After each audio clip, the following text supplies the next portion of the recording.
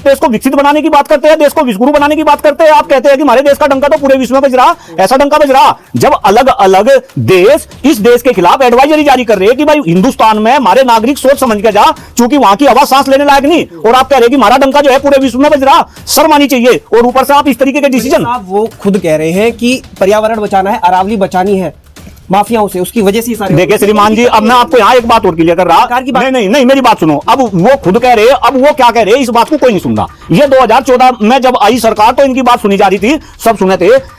आ गया टीवी के ऊपर भाई शाम को जो है वो संबोधित करेंगे, वो का मतलब आप समझ रहे ना कि वो संबोधित करेंगे, टिकटिकी लगा के लोग बैठ जाते थे। अब वो क्या कह रहे हैं उनकी कोई नहीं सुन रहा। उन्होंने तो पता नहीं क्या क्या कहा था ना, महंगाई कम हो जाएगी, भ्रष्टाचार कम हो जाएगा, 2 करोड़ युवाओं को रोजगार मिल जाएगा, किसानों की आमदनी दुगनी हो जाएगी, गंगा निर्मल एवं पवित्र हो जाएगी। अब उन्होंने क्या क्या कहा था, अगर ये मैं बताने लगूं तो 1 घंटा इसी में लग जाएगा, लेकिन हुआ कुछ हुआ क्या? देख रहे हैं कहीं ना कहीं आप भी प्रकृति से बहुत ज्यादा प्यार करते हैं।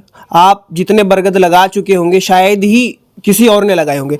तो सवाल ये उठता है कि आज के समय पे ये जो फैसला आया है आपने कैसे देखा? कहीं ना कहीं पेड़ काटे जाएंगे, पहाड़ काटे जाएंगे, खनन होगा, कैसे देख रहे हैं? देखिए अपने आप में बहुत ही बड़ा दुर्भाग्यपूर्ण। और भाई मैं तो कई बार इन देश विवासियों के बारे में सोचता हूं, देश की सरकार के बारे में सोचता हूं। सनातन धर्म की बात करते हैं और सनातन धर्म में प्रकृति की कहीं ना कहीं पूजा की जाती है। आप देखिए जब हम अपने घर के अंदर या कहीं पर भी हवन करेंगे तो हवन के अंदर हम जो पूजा करेंगे वो प्रकृति की पूजा करेंगे। हम तो जल की पूजा करेंगे, वायु की पूजा करेंगे, आकाश की पूजा करेंगे, और कहीं ना कहीं दूसरी तरफ हम प्रकृति के भक्षक बनने का काम कर रहे। और इसमें सरकार भी पूर्ण रूप से जो है भागीदार हो रही। और अब ये सरकार ने कहीं ना कहीं ये कोर्ट के थ्रू ये अरावली का पेंच फंसा दिया। अगर अरावली की पहाड़ी में खनन किया गया और उनको बर्बाद किया गया तो आने वाले टाइम में पर्यावरण को लेकर दिल्ली सहित पूरे उत्तर प्रदेश और इधर पूरा का पूरा जो है हाहाकार मचेगा। और जो भौगोलिक स्थिति है वो हिंदुस्तान की भौगोलिक स्थिति बदलने में देर नहीं लगेगी। ये समझ ले हिंदुस्तान के 150 करोड़ लोग। लेकिन सरकार के लोग दावा करते हैं कि थोड़ा बहुत होगा, कुछ परसेंट में होगा, और उसकी वो जरूरी भी है डेवलपमेंट। नहीं, आप एक बात बताओ भाई, सरकार के लोग तो दावा करेंगे क्योंकि सरकार तो चाह ही रही, इसमें तो कोई शक नहीं कि अगर उन अरावली की पहाड़ियों को नष्ट करा जाएगा और उनमें जो खनन किया जाएगा तो वो खनन कौन करेगा? वो खनन आप नहीं करने के, वो खनन हम नहीं करने के, वे तो सरकार के लोग ही उनमें खनन करेंगे। तो सरकार के लोग तो वो तो एक सेंटेंस बोलते हैं ना, वृंदावन में रहना है तो राधे राधे कहना है। जैसे सरकार कहेगी, सरकार के अंदर जो लोग होंगे और जो उनके खास तौर से मैं बोलूंगा, हो सके कुछ लोगों को एक गलत वर्ड लगे, जो उनके चमचे होंगे, जो उनके पिट्ठू होंगे, वे तो भाई उन्हीं की भाषा बोलेंगे, वे तो तुत्ते की भाषा बोलेंगे।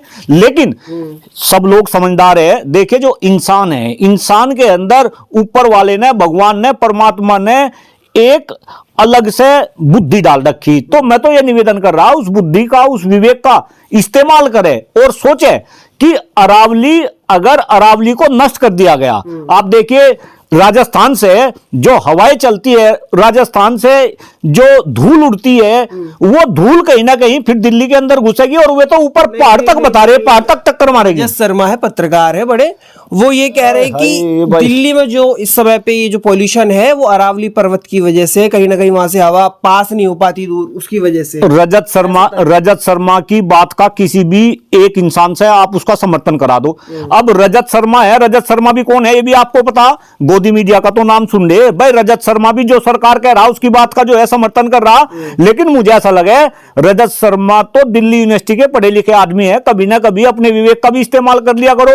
और मैं तो कह रहा चूंकि पर्यावरण के ऊपर मैं काम कर रहा, बरगद बाबा के नाम से जो है आपने बताया कि भाई लोग जो है जानते हैं। आप एक बात बताओ, इस देश में जब पर्यावरण नहीं रहेगा, जब हवा नहीं रहेगी, जब पानी नहीं रहेगा, शुद्ध खाद्यान्न नहीं रहेगा, आखिर ये देश कैसे चलेगा?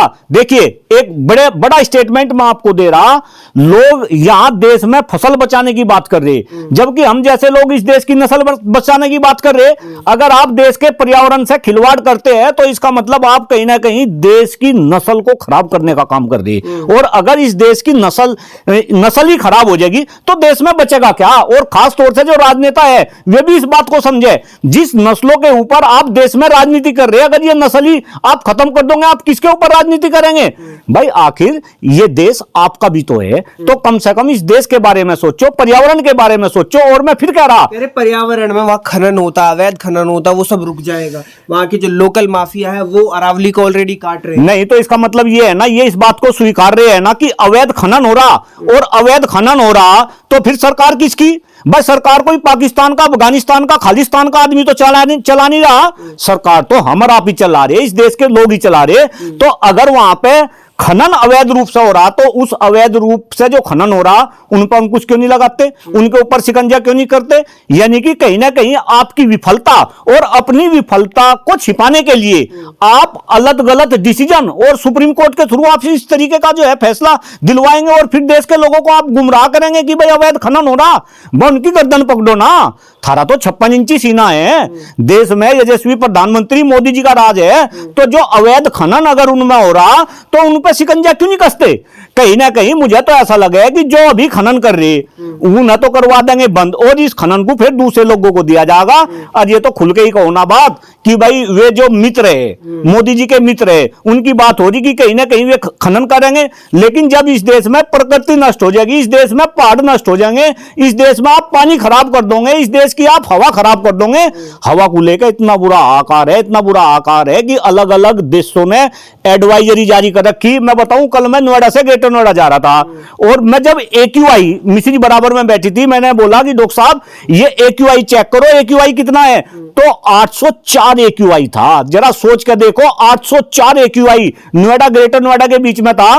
क्यों भाई, शर्म नहीं आती? आप किस तरीके की बात करते हैं? आप तो देश को विकसित बनाने की बात करते हैं, देश को विश्वगुरु बनाने की बात करते हैं। आप कहते हैं कि हमारे देश का डंका तो पूरे विश्व में बज रहा, ऐसा डंका बज रहा जब अलग अलग देश इस देश के खिलाफ एडवाइजरी जारी कर रहे हैं कि भाई हिंदुस्तान में हमारे नागरिक सोच समझ के जा, क्योंकि वहां की हवा सांस लेने लायक नहीं, और आप कह रहे हैं कि हमारा डंका जो है पूरे विश्व में बज रहा। शर्म आनी चाहिए। और ऊपर से आप इस तरीके के डिसीजन, आप वो खुद कह रहे हैं कि पर्यावरण बचाना है, अरावली बचानी है माफियाओं से, उसकी वजह से ही सारे। देखिए श्रीमान जी, अब मैं आपको यहाँ एक बात और क्लियर कर रहा, सरकार की बात नहीं मेरी बात सुनो। अब वो खुद कह रहे, अब वो क्या कह रहे, इस बात को कोई नहीं सुन रहा। ये 2014 में जब आई सरकार तो इनकी बात सुनी जा रही थी, सब सुने थे। आ गया टीवी के ऊपर, भाई शाम को जो है वो संबोधित करेंगे, वो का मतलब आप समझ रहे ना कि वो संबोधित करेंगे, टिकटिकी लगा के लोग बैठ जाते थे। अब वो क्या कह रहे हैं उनकी कोई नहीं सुन रहा। उन्होंने तो पता नहीं क्या क्या कहा था ना, महंगाई कम हो जाएगी, भ्रष्टाचार कम हो जाएगा, 2 करोड़ युवाओं को रोजगार मिल जाएगा, किसानों की आमदनी दुगनी हो जाएगी, गंगा निर्मल एवं पवित्र हो जाएगी। अब उन्होंने क्या क्या कहा था, अगर ये मैं बताने लगूं तो 1 घंटा इसी में लग जाएगा। लेकिन हुआ कुछ, हुआ क्या कुछ? क्या गलत हो गया? नहीं कुछ। अरे मैं इतनी बात बताई, आप बताओ महंगाई कम होगी? आया ना, मैं बताऊं ना? कहते तो है अरे वो क्या कह रहे हैं आप बताओ भाई। आप भी तो बुद्धिजीवी आदमी हो, आप भी तो समझदार आदमी हो, आप युवा पत्रकार हो, सारे क्वेश्चन आप ही करोगे। मैं भी तो आपसे पूछ रहा महंगाई कम होगी क्या? वो कहते तो है। अरे फिर उस पर चले गए आप बताओ महंगाई कम। महंगाई ज्यादा लगती है। क्यों महंगाई ज्यादा नहीं, भ्रष्टाचार ज्यादा नहीं? 2 करोड़ युवाओं को, आप युवा है, 2 करोड़ युवाओं को रोजगार मिल गया। शिक्षा व्यवस्था इस देश की बढ़िया होगी, शिक्षा व्यवस्था बढ़िया होगी, शिक्षकों का सम्मान स्वाभिमान यहाँ बढ़ गया। अरे सब कुछ खत्म हो गया, फिर भी वो कह रहे भाई वो भी मारे और आप जैसे एक ही इंसान है। हिंदुस्तान में 150 करोड़ लोग हैं, 150 करोड़ लोगों में वो भी एक है, और हम भी एक है, आप भी एक है, सब इतना ही अधिकार है। तो कृपा करके वो क्या कह रहे हैं इस पे हम ना ज्यादा बहस करें। हम ये देखें कि आने वाले समय के लिए क्या अच्छा, अगर प्रकृति खत्म हो जाएगी, देश का वातावरण इस तरीके से प्रदूषित हो जाएगा कि हवा के लिए, आपको पता डॉक्टर ये कह रहे हैं कि जो प्रेग्नेंट लेडी है, जरा ध्यान से सुना हिंदुस्तान के लोग, जो प्रेग्नेंट लेडी है वो दिल्ली NCR में रह के बच्चा पैदा ना करे, वो बाहर निकल जा। ये ऐसी खबर ना कोई मीडिया वाला दिखाता, ना वो इन खबरों को कहते।